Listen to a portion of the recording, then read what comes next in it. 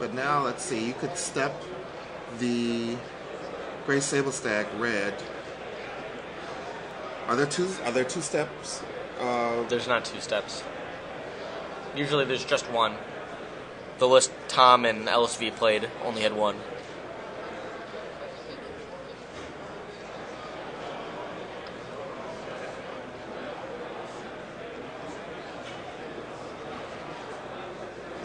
Stag gets in there for another 5. Looks like, I mean... Is that 5? Yeah, that's 5. West is drawing live this game. By getting that Siege Gang, he now has an out to the Great Sable Stag, but now dropping down below 7. Brian can just go get Serigi Step, put it on his Baneslayer, and attack for 7.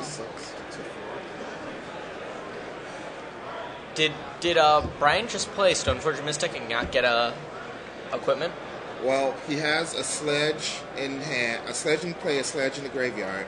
Probably boarded out the Basilisk Collar. Probably boarded out the Basilisk Collar.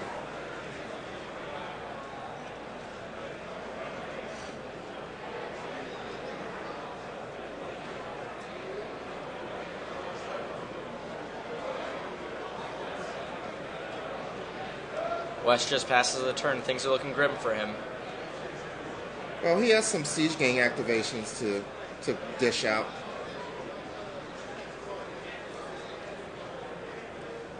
He can always block Baneslayer Angel, and he can get rid of the Stag, or he can just block the Stag with the Goblin. Block Stag, kill Angel. Well, I guess blocking Stag doesn't get rid of the trample, so he has to kill Angel. He has to deal with both of those threats.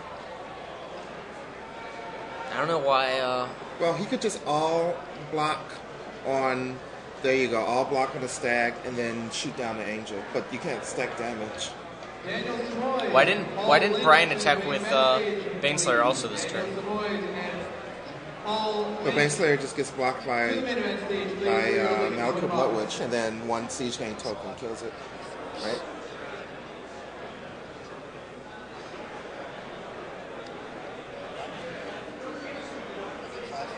Oh yeah, the Angel's pro red. Can't shoot that guy down.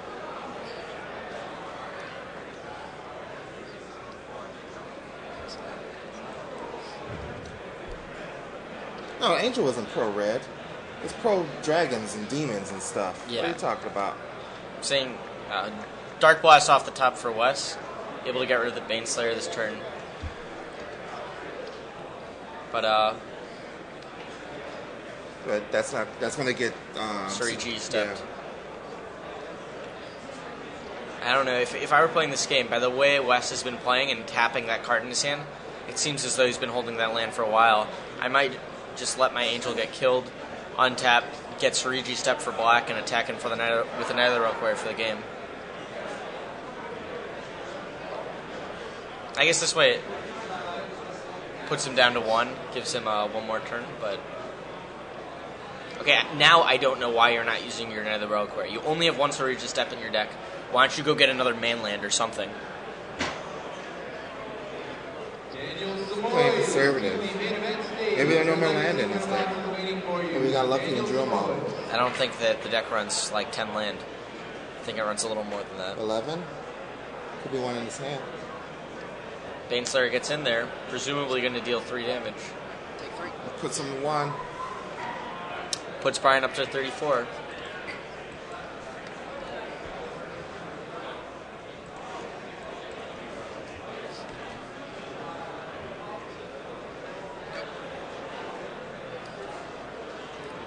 And what gets off the top? Another death mark. Another death mark. See, I think I like my play a lot better. So Knights are 6/6s? Yeah.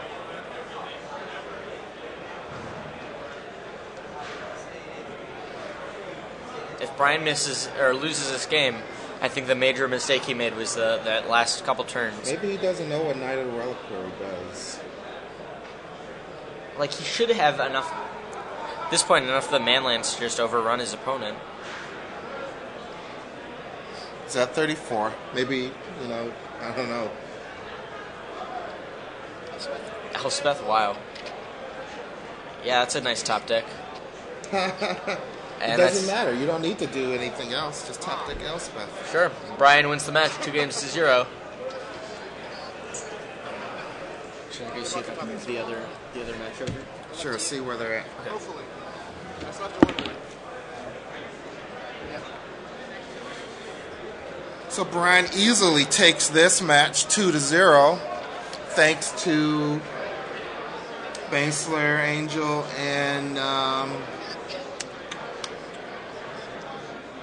guess top deck's Elspeth. I guess thanks to the top of the deck, because the cards in play weren't doing much. I mean, they weren't doing all the things they could have been doing.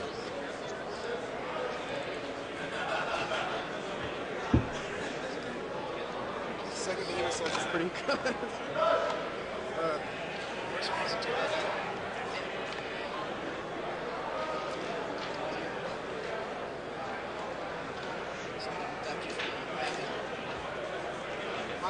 My first hand was Sir GG step. I like that one. Okay, so we're going to see if the other match is in between games and we're able to move them over so we can get a little glimpse of the other undefeated match. If not, then we will get to entertain you more. I could tell you the rest of the PTR story. And we can all bolt leeches. Thank you, sir. You can just leave it there. Oh, no, you're good. No, I mean, don't. I'll untangle it, or the next person can untangle it. Oh, you can untangle it. I think Jay has been picking whoever it has been doing it, so whatever Jay wants, he gets. Mostly. Alright, so Ben isn't back, so don't know if we can get the match moved over yet, but here are the standings so far after 7 rounds. So we just saw one undefeated. There's one other. Well, we just saw Brian Dierendorf go 8-0 over Wes Murphy. So he is one of the undefeateds. We will see if Alessandro versus Anthony will is either done or can be moved. If not, we will have an update from Bill Stark of the StarkandImpost.com.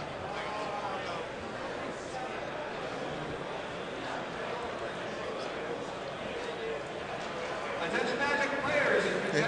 And I guess in the meantime, we can I'll finish the PTR story. So he's already got this bad reputation, and he did the whole Sear and Flesh thing at the Pro Tour, and so now, and you know, he's been out of the scene, well, not playing in any tournaments, but he's kind of been showing up to tournaments, just kind of hanging out, not playing, hanging out with people, maybe doing some side drafts. So there's another tournament in Los Angeles, because he really only shows up to the Los Angeles tournaments because that's where he lives in Los Angeles or California. I think he lives in, I don't know if he lives in Northern or Southern California, but those are the tournaments he hangs out at. So, Grand Prix, Oakland, 2 weekends ago. He is standing over by, they're on game 3 already? Yeah. Okay, so Peter Seghetti's standing by the standings or the pairings where they're being posted. And, you know, they post the pairings, and I know if you've been to, like, a big, you know, like a bigger tournament, you know, it's kind of a mad rush trying to get to the pairings to see exactly where you're going to be sitting.